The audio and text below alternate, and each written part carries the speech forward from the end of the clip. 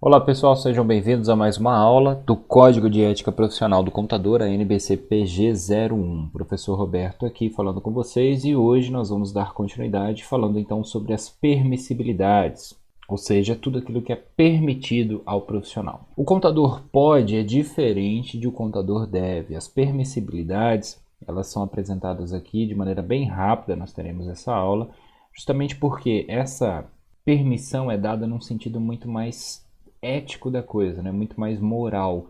Ou seja, não se discute aqui questões técnicas, mas sim aquilo que podemos ou não fazer num sentido mais moral, tá bom? Então, mais uma vez, memorizar é diferente de compreender, por isso peço que vocês reflitam, busquem aí exemplos, tentem compreender da melhor forma possível e tirem todas as dúvidas sobre cada um dos itens. Logo no item A das permissibilidades nós temos, é permitido, ou seja, é assim que devemos ler, publicar trabalho científico ou técnico assinado e sob sua responsabilidade. E aqui eu deixei duas observações para a gente dar uns exemplos mais claros. Trabalhos científicos são aqueles que normalmente a gente chama de pesquisa científica, artigo científico, por exemplo, uma dissertação de mestrado, uma tese de doutorado, um TCC de conclusão de curso, de modo geral, né? Um trabalho de conclusão de curso. Então, esses trabalhos científicos são nesse sentido. Os trabalhos técnicos, por isso que o código fala dos dois, seriam aqueles de assessoria ou consultoria empresarial, por exemplo. Auditoria, relatórios, análises, avaliações e tudo mais. Então, desde que eu publique o trabalho, eu posso fazê-lo se eu assinar e garantir que ele tenha sido feito de maneira adequada, né? Respeitando ali os seus devidos critérios. O trabalho científico tem um rol de critérios para ser científico, como a gente estuda na faculdade, tem metodologia, tem referencial teórico, tem conclusão, tem análise, tem tudo isso, tem toda uma estrutura, digamos assim. O trabalho técnico também, ele segue uma ordem, ainda que talvez a gente acabe não conhecendo tanto, mas os trabalhos técnicos, eles acabam, por exemplo, um trabalho de auditoria tem que ter um começo, meio e fim, tem que ter o seu relatório de avaliação, tem que ter uma análise, e essa análise ela não pode ser pessoal e etc. Então está dizendo aqui o código apenas que é possível sim executar trabalhos nesse sentido, desde que eles sejam devidamente identificáveis ali e que sejam feitos sob a responsabilidade desse profissional. No item B, a gente tem transferir, é permitido, né, transferir o contrato de serviços a seu cargo a outro profissional, com a anuência do cliente, desde que essa anuência seja sempre por escrito. Né? Para que a transferência ocorra, então eu coloquei aqui, é necessário que o registro ocorra por escrito também com a concordância do cliente. Nós não podemos esquecer dessa parte. Tá? Então, o que seria transferir o contrato de serviço que eu fiz com o cliente a outro profissional? Eu tenho um escritório contábil e junto comigo trabalham outros profissionais. Eles vão trabalhar sobre minha supervisão. Preciso fazer esse registro? Não necessariamente. Quem vai supervisionar sou eu. Agora, se por exemplo eu pego um trabalho, esse trabalho dentro do meu escritório contábil não pode ser realizado, mas o cliente ele prefere, né, a minha pessoa. Eu já tenho uma amizade com ele, eu tenho vários anos de relacionamento com aquele cliente e o trabalho que ele está me solicitando agora eu não estou dando conta porque eu tenho já muita coisa acontecendo. Posso ligar para um amigo contador também e transferir esse serviço e dividir ali, por exemplo? Posso, desde que isso aconteça com a concordância do meu cliente, tá bom?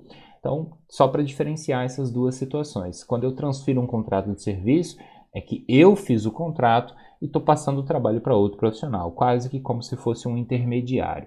É diferente de quando uma empresa contrata um escritório contábil, por exemplo, e esse escritório vai ter lá o auxiliar e o supervisor.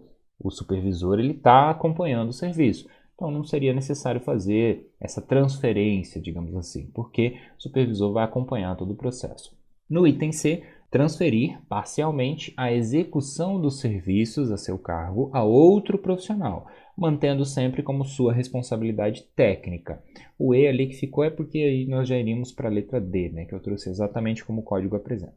Esse caso da letra C aqui é exatamente o exemplo que eu dei. É o trabalho realizado em escritórios contábeis, onde um profissional supervisiona e assina aquele serviço que é realizado pelos seus colaboradores. Então, quando isso acontece, é possível. Por isso que nós temos isso no dia a dia. Então, os escritórios estão cumprindo o código de ética quando fazem isso, desde que seja mantida a responsabilidade técnica, ou seja, haja ali um registro profissional devidamente habilitado, que vá supervisionar esse processo. Tá? Até porque se der qualquer problema, se tiver qualquer dificuldade, é aquele registro que está vinculado ao trabalho. Né? Aquele profissional que deveria supervisionar que vai responder por aquilo que foi feito. bom? Então é perfeitamente possível que os escritórios contábeis trabalhem com um profissional, como por exemplo a gente tem aqui na nossa cidade, profissionais que estão em processo de formação, né? O estudante contábil, digamos assim, é contratado para trabalhar dentro de um escritório. Ele pode já fazer o serviço? Pode, porque ele vai estar sempre sendo supervisionado por alguém que já tem o registro, que já tem a experiência, que sabe aquele trabalho de maneira mais técnica. Para a gente chegar ao último item, então, é permitido indicar em qualquer modalidade ou veículo de comunicação títulos, especializações, serviços oferecidos, trabalhos realizados e a relação de clientes, esta quando autorizada por estes, né? Então, se eu posso divulgar que alguém é meu cliente quando ele me autoriza a fazer isso. Mas eu posso, por exemplo, fazer propaganda como contador? Posso. Posso fazer um cartão comercial? Posso. A gente já viu que tem que colocar lá todas as informações relacionadas à minha identificação como profissional, né, inclusive o número do meu registro, o estado que eu estou vinculado e tudo mais. Mas aqui o que o código tenta esclarecer é que é possível sim fazer publicações, tornar público que você é um contador. Então, posso oferecer um serviço de imposto de renda, posso oferecer um serviço de assessoria, posso oferecer. Eu fiz uma pós-graduação em recuperação tributária, posso oferecer esse trabalho, posso divulgar? Pode. O importante, a gente vai ver já nos próximos itens, né, na próxima aula, na verdade, é que não aconteça ali naquela propaganda que eu indique que eu sou o melhor, por exemplo, naquele serviço, porque daí eu estou depreciando os meus colegas, né? Estou diminuindo a minha própria classe, estou falando que eu sou o único que é bom naquele serviço. Então isso não está correto. Então, ao fazer esse trabalho de propaganda, eu preciso tomar muito cuidado. E aí que está o segredo. Por que quase ninguém faz? Primeiro porque já é um hábito, tá? Mas para deixar claro, é possível fazer sim. Só que a dificuldade está justamente em encontrar ali talvez a forma ou a maneira de fazer essa propaganda, né? De divulgar, indicar num veículo de comunicação a minha especialização, sem dizer que eu sou o único a fazer aquele trabalho, sem dizer que eu sou o melhor, por exemplo. É diferente de um comércio.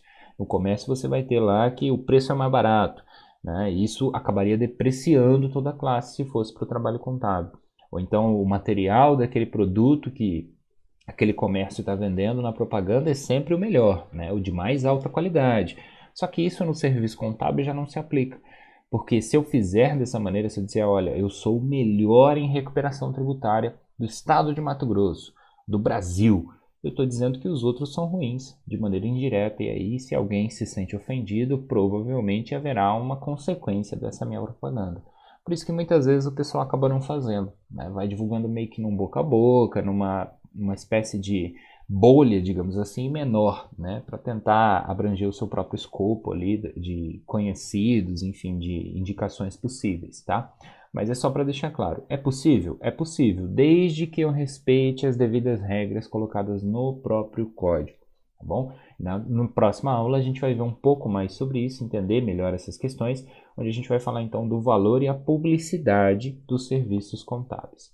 Então, para a gente finalizar essa aula, são só esses itens. O item 6 do Código de Ética, as permissões, mais uma vez, são diferentes das obrigações. Então, eu preciso publicar um trabalho técnico-científico? Não. Dever é uma coisa, obrigação é uma coisa. Agora, ser possível publicar um trabalho técnico que eu fiz é outra coisa, ou seja, é permitido.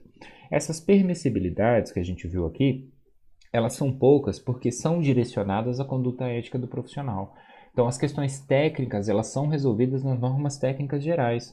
Então, aqui o código ele não propõe discutir todas as situações que podem acontecer no serviço contábil no sentido técnico. Isso vai ser discutido norma por norma. Aqui é uma visão geral do que seria a conduta ética ideal do profissional contador. Então, na próxima aula, a gente vai ver um pouco mais sobre o valor, a publicidade também dos serviços contábeis e discutir alguns exemplos e situações. Agradeço a atenção de vocês, obrigado, bons estudos, até a próxima aula.